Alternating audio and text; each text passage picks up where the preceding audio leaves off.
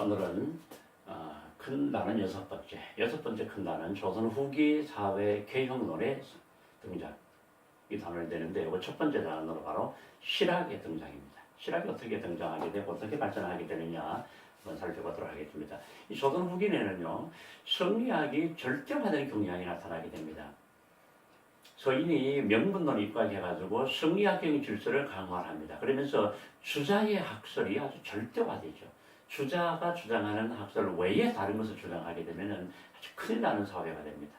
대표적으로 윤유나 박세당이라는 사람은요, 주자의 학설보다는 원시적인 유학, 다시 말하면 공자나 맹자의 유학에서 사회 모순의 해결책을 모색하게 됩니다. 찾으려고 했었죠.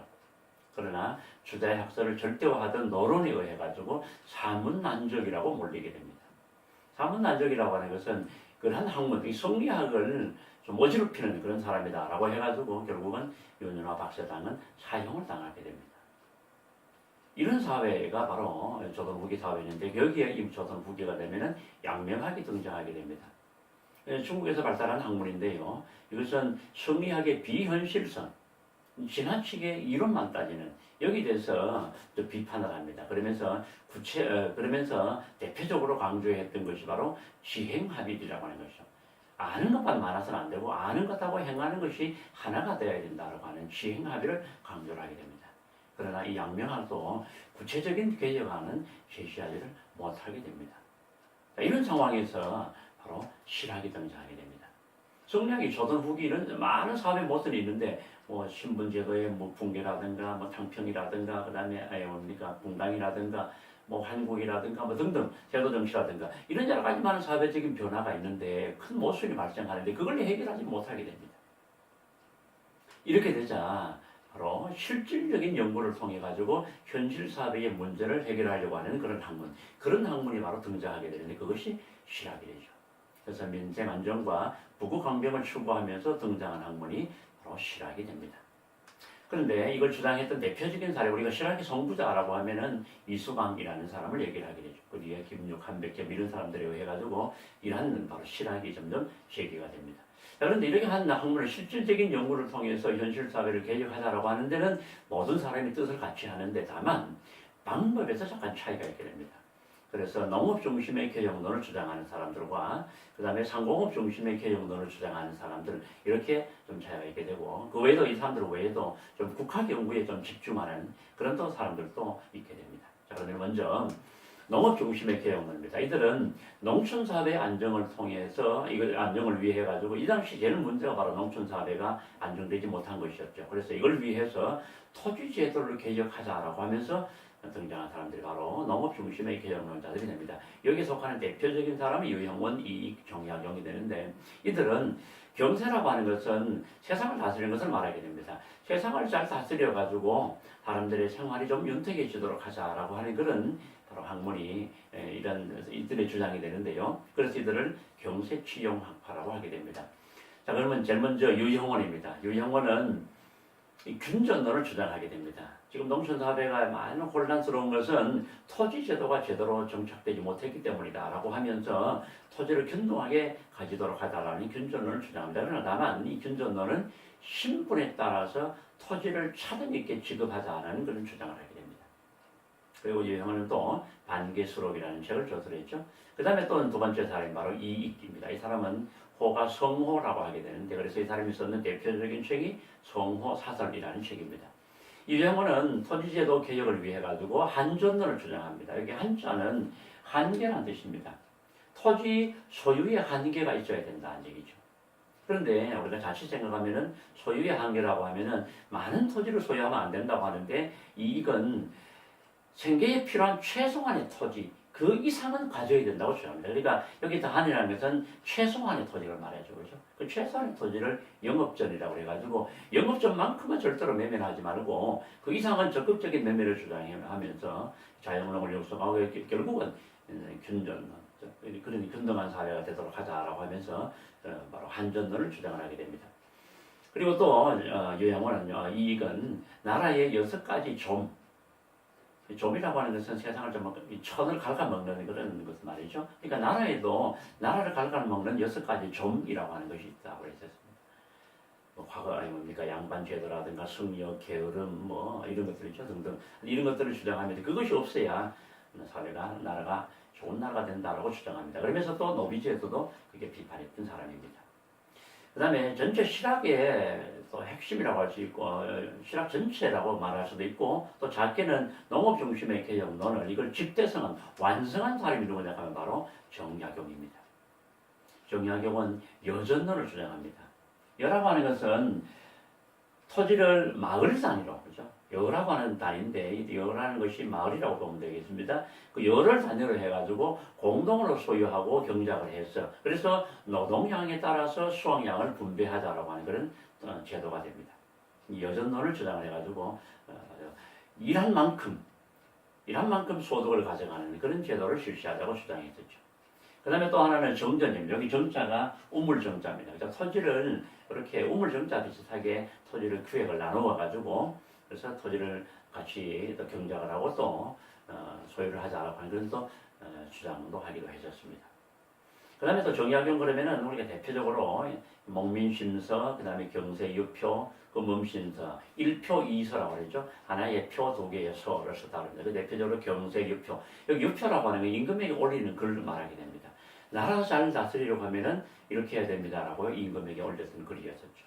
그 다음에 또 하나가 목민심서. 여기 목민이라고 하는 것은 지방관을 말합니다. 요즘 말하면 시장, 군수 이런 사람들을 말하죠. 그들이 어떤 마음으로 통치를 해야 되느냐. 거기에 대해서 적어놓은 책이 바로 목민심서입니다. 금음신서라고 해가지고 이거는 형벌에 관한 제도입니다. 그걸 정리해놓은 그런 또 책도 저술하기로 했었죠.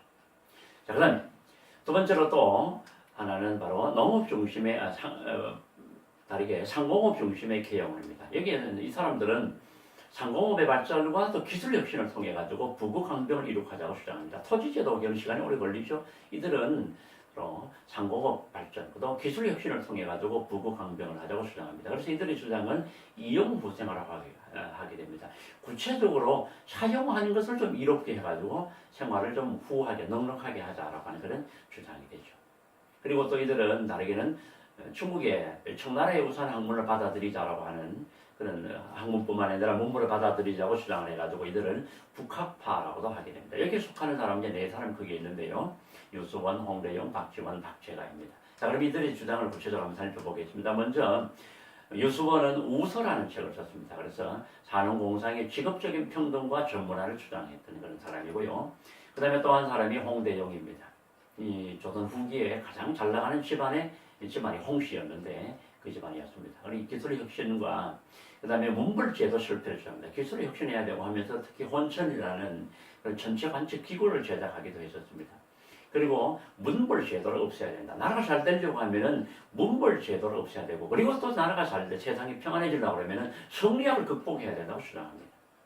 너무 성리학에 매여 있으니까 안 된다라고 하면서 또 중국 중심의 세계관, 세계 모든 중심이 중국이라고 하는 그런 사상을, 이런 세계관을 극복해야 된다고 주장했던 사람이 또 홍대영이죠. 그 당시로 봐서는 굉장히 아주 혁신적인 주장을 했던 사람이죠. 그 다음에 우리가 잘 아는 박지원입니다. 수레나 선박 및 화폐유통의 필요성을 강조하면서요, 농업 생산력을 강화할 것을 특히 주장을 합니다. 그러면서 양반의 모비 도식을 비판하는 대표적인 책 양반전이죠, 그죠?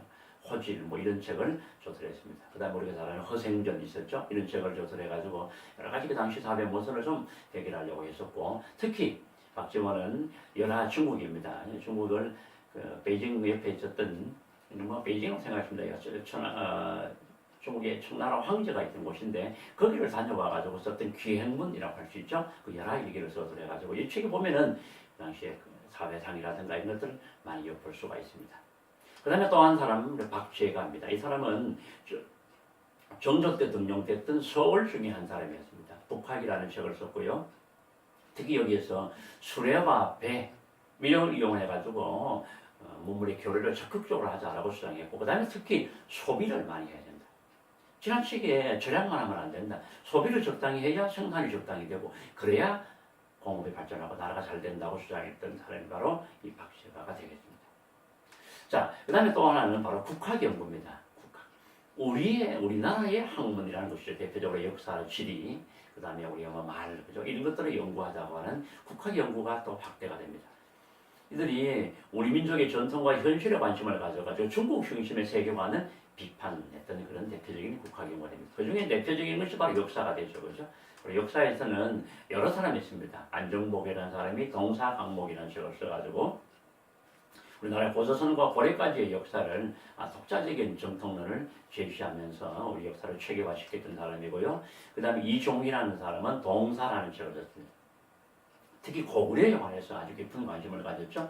그 다음에 우리가 잘 아는 사람 바로 유득공, 발해고라는 책을 썼습니다. 발해도 우리나라의 역사다. 발해를 우리의 역사로 체계화할 것을 강조해가지고 그래서 이때부터 우리나라가 이제 우리 역사에서 발해가 제대로 좀 조명이 되고 지금 우리가 뭐 발해가 우리나라라고 하는 걸 아무도 부정한 사람이 없죠. 그러나 바로 이 유득공의 노력으로 인해서 그때부터 이루어졌다고 볼 수가 있겠습니다. 그 다음에 이외에도 이긍익의 연려실기서 특히 객관적인 실증적인 역사 소설을 강조를 많이 했죠. 그 다음에 한치윤이라는 사람의 해동 역사, 특히 여기 5권의 역사책은 조선 후기 실학자들의 역사보다 국학 연구에서 굉장히 중요하게 다뤄지는 그런 겁니다. 여러분 꼭 좀 알아두기를 바라겠습니다. 자, 그 다음에 지리 연구입니다. 지리는 두 가지 있는데 하나는 지리서, 책이죠. 그 다음에 또 하나는 지리, 지도가 만들어지게 됩니다. 대표적으로 한백겸의 동국지리지, 정약용의 아방강력고, 그 다음에 또 이중환의 택리지 많이 들어봤죠? 이런 전부 다 인문지리적인 그런 책들이 됩니다. 자, 그 다음에 지도로서는 대표적으로 정상기라는 사람이 만들었던 동국지도, 이 백리축척을 백리척으로 해가지고 했던 대표적인 우리나라 지도가 됩니다. 그리고 다른 김정호죠. 대동여 지도가 됩니다. 산맥과 도로망 등을 자세히 표시해서 만들었던 대표적인 바로 지도가 대동여 지도가 되죠. 이거 모르는 사람 없죠, 그죠? 아주 상식적으로 알아둬야 될 대표적인 책들입니다. 지도들입니다. 자, 그 다음에 국어 연구에서는 학문적으로 우리 한글을 연구하는 대표적인 책들도 만들어집니다. 신경전의 훈민정음 문해, 유희의 업문지, 이유등의 고금 성림 등이 이때 소설이 됐습니다. 자, 이렇게 해서 실학이 이제 연구가 되고 발달했었는데, 그러면 실학의 성격과 의의는 어떨까요? 먼저 성격을 보면 실학은 실증적이고 민족적이고 근대지향적이다 이렇게 표현하게 됩니다. 이 실증적이라는 얘기는 실사고시 아주 구체적으로 실용적이고 실증적으로 돼야 됩니다.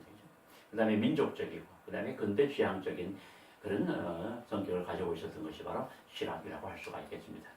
그 다음에 의의는 이들의 주장들이요 대부분이 그러다가 19세기의 개화사상으로 계속 발전되기도 합니다. 초기에 개화를 주장하면서 대표적으로 응선대본군하고 개화를 할 거냐 말 거냐 아주 극한 대립을 했던 사람 중에 한 사람이 박취수라는 사람이 있었습니다. 그 사람이 바로 북학파 실학자이던 박지원의 손자였었습니다. 할아버지고 손자였기 때문이 아니다. 이들의 주장이 청나라와 많이 교류를 하자라고 하는 주장이 결국은 이 무렵이 되면은요 바로 서양과 교류하자는 그런 바로 개화사상으로 발전할 수가 하게 됩니다. 자, 그러나 이러한 실학은요 실학자들이 정부 정책에 이들의 개혁안이 반영되지는 못합니다. 여러분 그렇죠? 이들은 대부분 실학을 주장하는 사람들은 농촌에서 학문 연구하는 사람이 많습니다.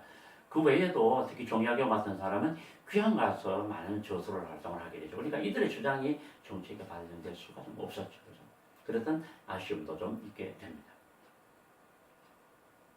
자, 오늘은 여기까지 하도록 하겠습니다. 수고 많으셨습니다.